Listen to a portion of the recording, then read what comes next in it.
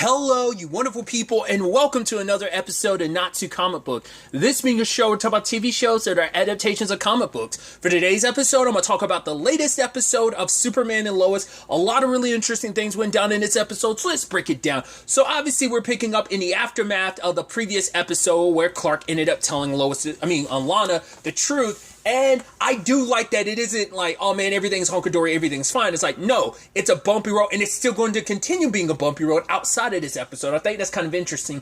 Because once again, I want to say, like, it was Heroes Reforged. I want to say Hector talked about it, and I guess it's like, I think most things typically have Lana finding out about Clark being Superman and his powers and everything even before Lois does. Because, you know, Lana's like his first love. I mean, they've grown up together. They were best friends. And obviously he's been in love with her all that time. So, like, but even in Smallville, she found out about his powers and everything before Lois did. So I think most continuity, that ends up being the case. I want to say, like, in Superman, the animated series from the 90s, I want to say, like, Lana pops up in an episode or something, and she already knows about Clark and him. So that's typically how their dynamic goes. So this show, making the choice not to go down that route was interesting, and I think I think in the long run, it makes that even more dramatic for storytelling purposes, because it makes, like, wait, that means in all the decades we've known each other, like, you've never told me this. We grew up together.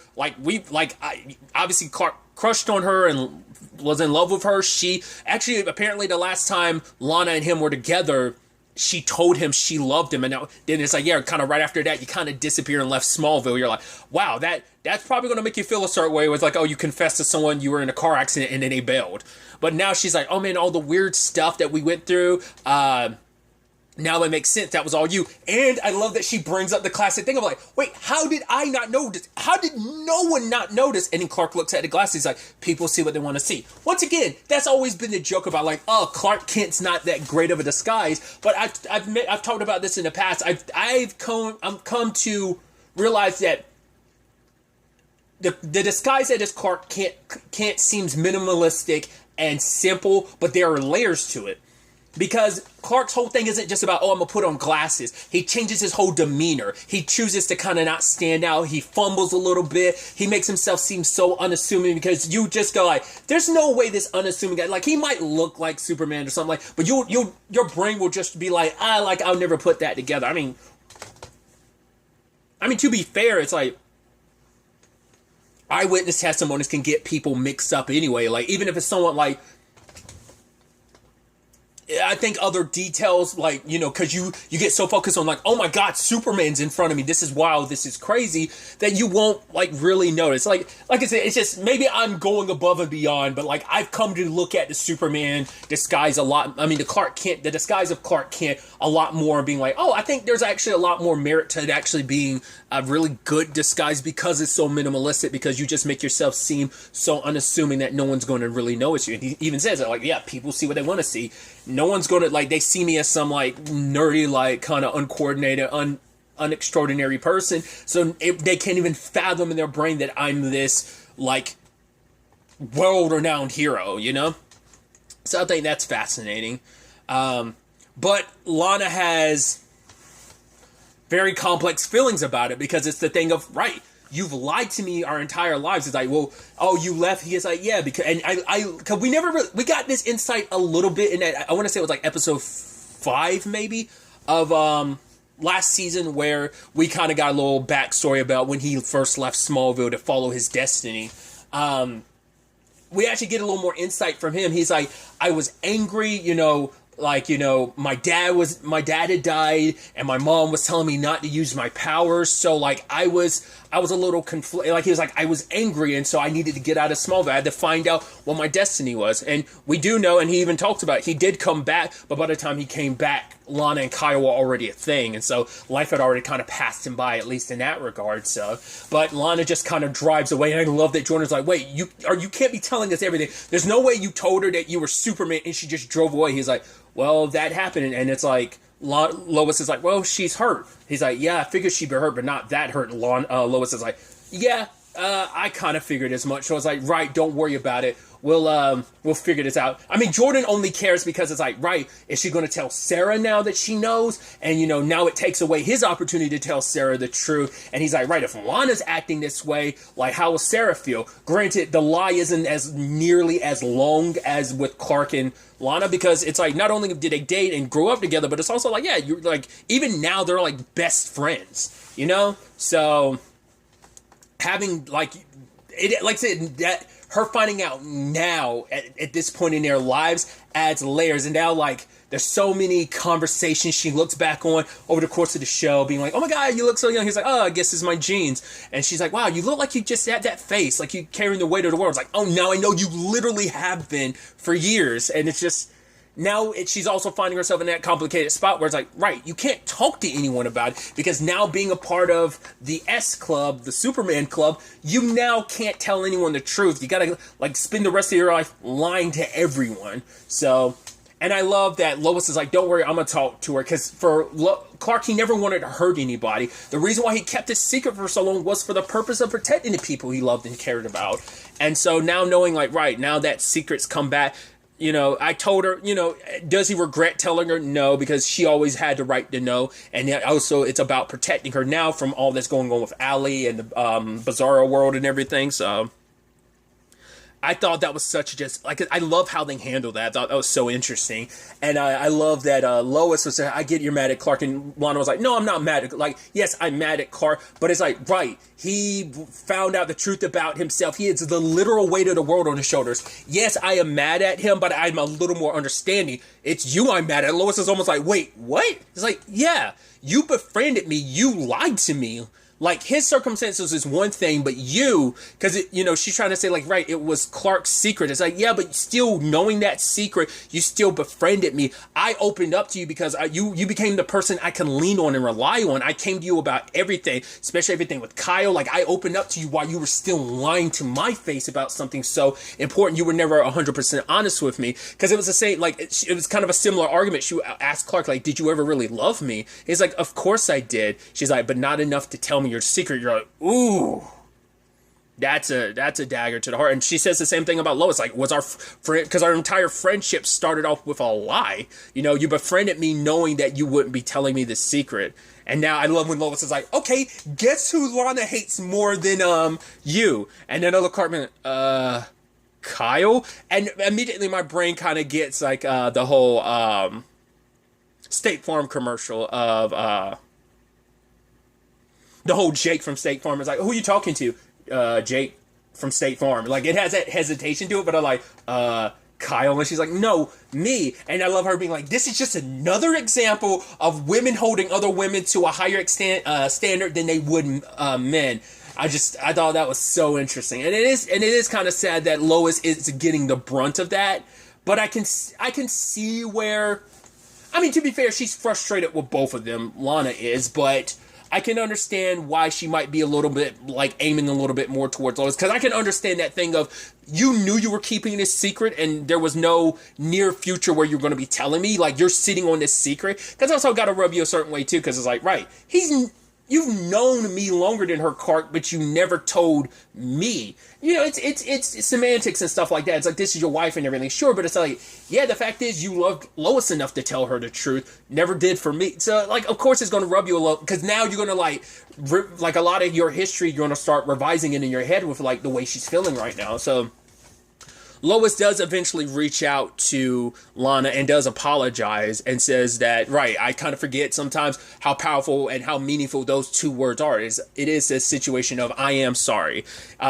Because Lois, she never had much of a friend circle. Because that's something we haven't really covered. Because I don't even know if you say, like, her and Chrissy are friends. They're partners, but they have, like, a work relationship. I don't know if they would consider themselves friends. They probably consider themselves friendly, but they're also partners at the Smallville Gazette. So Lana kind of is the only person, like, that's the only person, I mean, she's interacting with other people in town, but Lana's still, like, her only, like, real friend in Smallville. And she says that with everything going on in Metropolis, her job, being a mother, everything going on, she never really had time for friends. So it was never an issue of like, oh man, I don't really have to lie to people. So it became easier just to like live in that lie. And the moment she met Lana, it was just right. So many years of doing it, and you know, she never thought about it too much. But it was like, right, it wasn't fair, it wasn't right. But you are my friend because I did like our friendship. It meant a lot to me because I haven't had many friends upon, you know,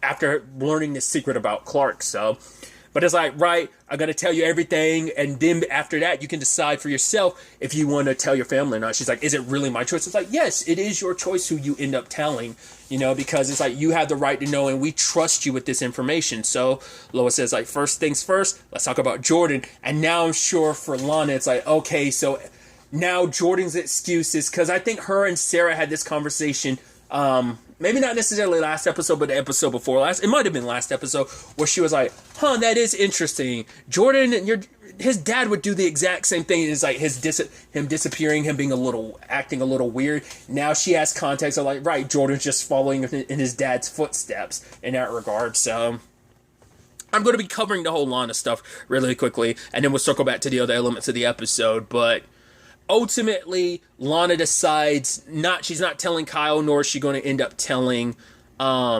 Sarah, because that is going to be a thing of, if she tells Sarah, because it's like, she can't tell her youngest because it's like, right, she's too young to kind of have to carry that secret. Sarah's responsible and old enough to hold that, but it's like, right, she'd have to be lying to all her friends, potentially her dad, also her sister for years. So it's like, I don't want to put that on her. It's hard enough for an adult to keep that secret. She doesn't want to put that pressure on her daughter. So Clark and Lois end up telling her everything about what's going on. It's like, okay.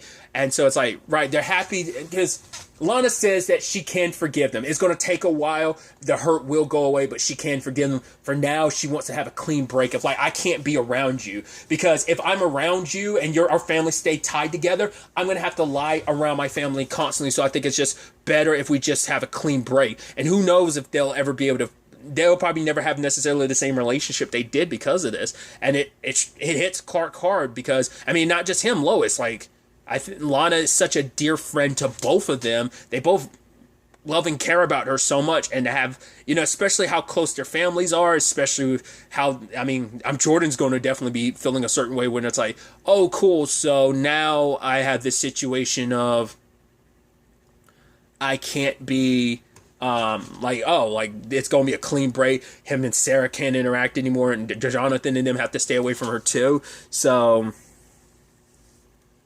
that's a lot. And it's like understandable from Lana's perspective. You know, once again, it's like the situation is a little different if you grow up with this. Like, the hurt would have been something that, you know, would have been heavily mitigated. But this was years in the making of that hurt building and building and building, because it hurts that much more because all those years, you know, you backtrack all of that love and everything, and now it's like it turns into hurt because, like, everything we've known, like, everything, like, because it also makes you go, like, right, did I ever really know Clark? He's been hiding this huge part of himself for as long as I've known him. I guess I never really knew, like, questions like that, you know. So it's definitely going to be interesting to see where things kind of go on that front, with all of that, especially, like, tying that all in is, like, the fact is that Kyle was asking, like, wait, is Lana dating? Like, wait, who goes on, like, a 6-hour walk somewhere? Because Sarah's working on her music, which her music's kind of, you know, getting all her anger and frustration about the whole Jordan thing. So there's a lot of complications and hurt when it comes to that family. And so, and when Kyle texted Tanya, I was like, oh boy. But it's like, no, he was doing that just to get Sarah kind of an open mic at the bar. So I was like, okay. So I was worried because, you know, but luckily, I mean, you know, because even Lois probably isn't 100% sure how she's going to handle the whole Kyle thing about whether she wants you know, does she still love him? Will she, I mean, it's still a fresh enough wound that she hasn't probably figured it out herself. She's just focusing on work and dealing with this. And now she's probably going like, putting that aside, the whole Kent family circumstance, and just focus on being mayor. So we'll see where things kind of go from there. But other avenues in this episode is the conversation about, right, what do you do about the pendant? We need to destroy it. But John says that the pendant can't be destroyed. His dad tried to, but it didn't work. And even Clark trying to appease Bizarro Jonathan by being like, right, I know there's good in you. I know there's a good kid in you there. You made some bad, your father and your mom, maybe your family didn't handle things the best way, but you've made some choices of your own that have led you down this path. And Jonathan's like, right, you're trying to reach out to me. And he's like, if my father had talked to me the way you did, then maybe I'd be able to hear you right now. But he didn't, so I don't. Which is, once again, an interesting parallel to where Jonathan and Clark are. I mean, I think they're in a better place, but I don't think they fully buried the hatchet and fully repaired their relationship either, so. But whereas Bizarro came from a place of kind of fame and being heralded in a certain regard, that not having a Clark Kent identity, that he was Superman all the time, and how that fame and everything got to him, versus Clark, who is able to balance things out with his humanity, with his family.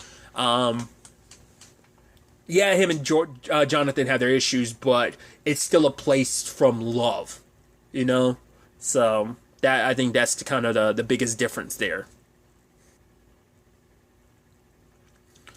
But they're going to try and find a way. Initially, Clark was hoping to find a way to destroy the pendant, but Sam and John Henry said that there was no way to destroy it. It would take more power than even Clark's able to muster, so they're thinking we'll destroy the portal, but Clark doesn't want to do that, because by doing that, you're abandoning that world to Allie. But it's like, yeah, but you didn't see what was going on in this world the month you were gone. So it's like, right, this is still our world. You can't save everyone, Clark, so we should focus on saving this world. But it's like, right, just because it's not going to be the easiest thing for Clark, it's like, doesn't mean I should just abandon that. Well, there's so many innocent people. Not everyone is, has the same beliefs as Allie. Like, those people are just living their lives, and they're just living in a world where she's kind of this dictator. Now she has the power of God. Like, how can I just abandon this other world? I mean, would you abandon, I mean, that'd be almost like, I guess it's a different situation, but I'm about to say, like, would you have said the same thing to our paragons during Crisis, where they were worried about the entire multiverse, not just their own? Once again, it's a different thing. We're talking about extremes here, but still. But Clark, he even says, like, right, you guys saying that there's kind of only option. The last time you guys came up with that was both of you deciding to kill me. And then Sam and John Henry look at each other. It's like, yeah, at the time we thought that was the only option. He was like, yes, that's my point. There can be another way. There has to be another way. So who does he turn to? His brother.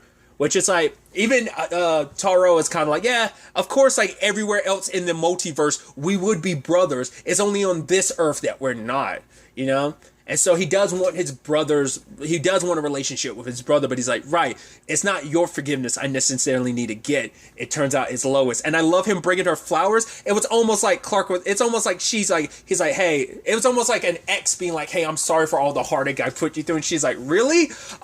You kidnapping my son, trying to like destroy the world, and rewriting my paper for the Daily Planet. And I love Taro being like, see, I told you she was going to bring that up. And I love that that's something she's still holding on to. Even after the whole Morgan Edge thing is done, him being Taro, she will not forgive him for that. I love that that's still one of her biggest grievances towards him.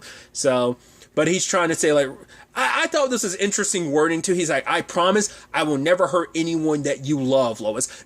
I'm surprised no one called him out for that shit, but you're not going to hurt anyone, right? But it's like, no, he was focusing more on like, no, I won't hurt anyone you care about, Lois. So thought that was interesting. But obviously John Henry and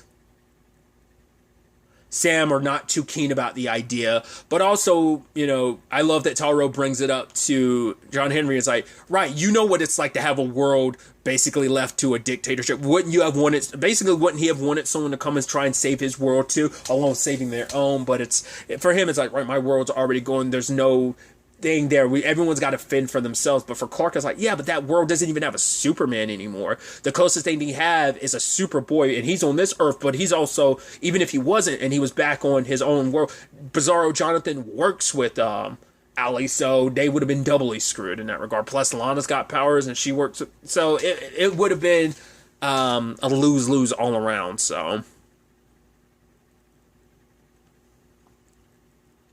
but I love the whole situation of like, right, Mom had suggested that me and Bizarro me work together, and Taro's like, wait, our mother suggested that you work with that thing rather than your own brother. He's like, Taro, and he's like, no, I see how it is. How it always is. I was like, I love how snippy and like sassy he is this episode. So Taro being the only option they have to make this happen. So So they end up going to the bottom of a volcano and trying to use their heat vision. I love it. He's like, oh, couldn't we pick like somewhere like a beach or like a tropical area to do this? And it's like, no, let's do it here. And Allie shows up in God mode. We haven't gotten to see what she can fully do.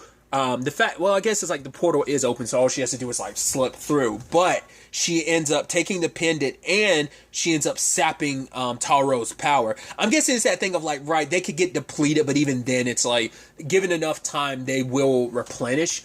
But she took some of Clark's power and Taro's. Luckily, John Henry was there and was able to keep her at bay. She can steal power from Kryptonians, but I wonder could she do the same thing to a human? Because as we see later on, which we'll get to later, she could take what's in you up to the point of draining you completely of your life force. Could she do that to anyone, or is that just specifically like what I'm saying? Like, does it just have to be a Kryptonian, or could she do that to a human as well? Because that makes it deadly, because that means like, oh, she could get more and more powerful, which I guess that could also be her undoing. Like, all you'd have to do is overload her. Wasn't that what they did to Taro last season when he became the Eradicator? Didn't they overload him? Isn't that how they made that? I think that's how that happened. I'm blanking on it now on how they took, because I was about to say, like, wouldn't that be the easiest thing? You know, very androids or Cell from more so the androids just fill them with so much power in NDBZ that they end up either way, I just went on a whole tangent, but I would assume that might be the end result of how you handle that. You just have to overload her and make her explode, but who knows, like, whether, like, now she's kind of God mode, she might not have a limit. She might be limitless in just the amount of power she can absorb, which would be interesting considering that's kind of what Taro did when he was absorbing all that energy last season, so there might be kind of a parallel they're making there, but just all on its own. But either way, luckily, Clark and Taro were able to destroy the pendant. Granted, he took this opportunity to sneak away, because of course he would, but I think he won't. I mean, the military, the government's going to be after you, so that's going to be one thing. And two, well, he's not completely weakened. Once again, just given enough time, his power will fully charge. But that's also the issue. Now you have a powerful being out there who can slip in and out of this world, who also can take the powers of Superman. Well, there is that in-between space, in between both worlds. I'm like, not unless you drop her in there and just kind of, like, because we have no idea where that could take you if you just kind of get lost in that forever. Maybe that's something. Because then they made a point of kind of that nexus point that exists between both worlds, because Clark stopped in the middle of it and then immediately went on to the Bizarro world. So maybe there's something with that could be used to kind of be kind of sort of Allie's prison, forever and ever type of thing. But at the very least, they've stopped it so no more combining of people could happen. Though what we got at the end of her killing Taro, which I love that he's like, right, when you guys combined, he's like, I saw that look in your face. It was fear.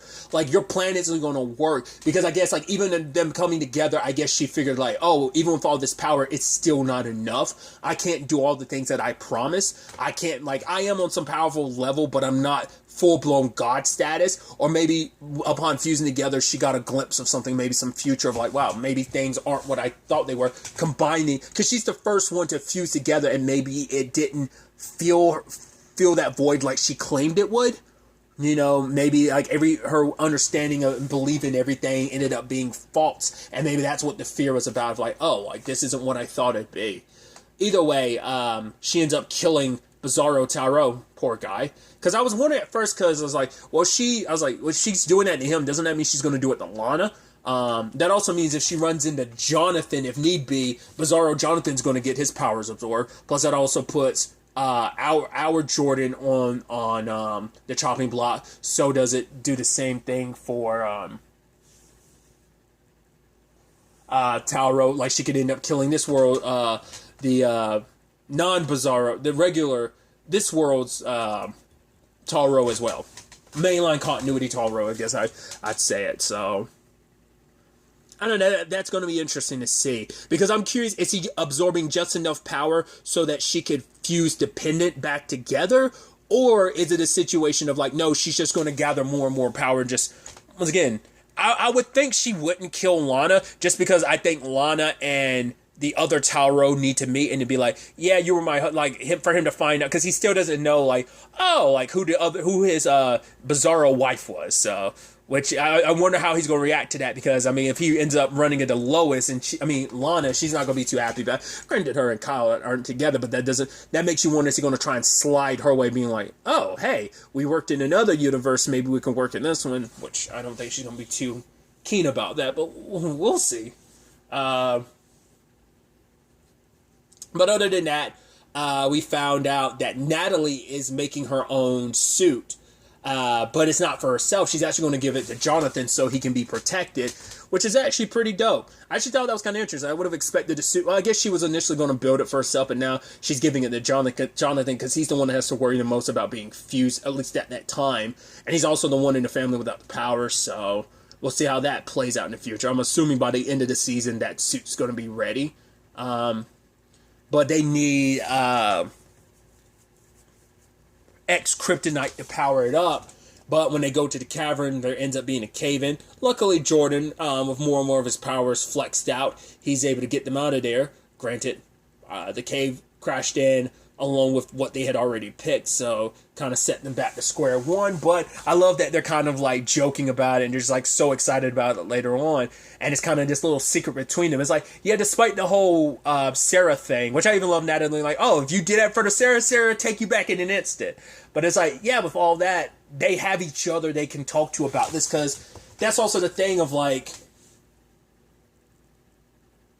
them all being in the know, them all being kind of this big, happy, complicated family. They have each other in this. I mean, granted, it doesn't change the fact is that Jordan's still going to want Sarah to know the truth. And he was on his phone, like, going to, I think, text his parents, like, oh, this is where we're hanging at John Henry's. But I think he was going to text Sarah, and so when the text message came up, but it was from her dad, I thought it was going to be Jordan. But now with these new developments, what that means on that front, will Jordan still try to tell her? Will he not? Because that would be going against what Lana would want, because Lana doesn't want Sarah to know the truth about all this. But just because you're so in love with her, does that put your love above what you want above what her mom wants? That's going to be the interesting thing to see.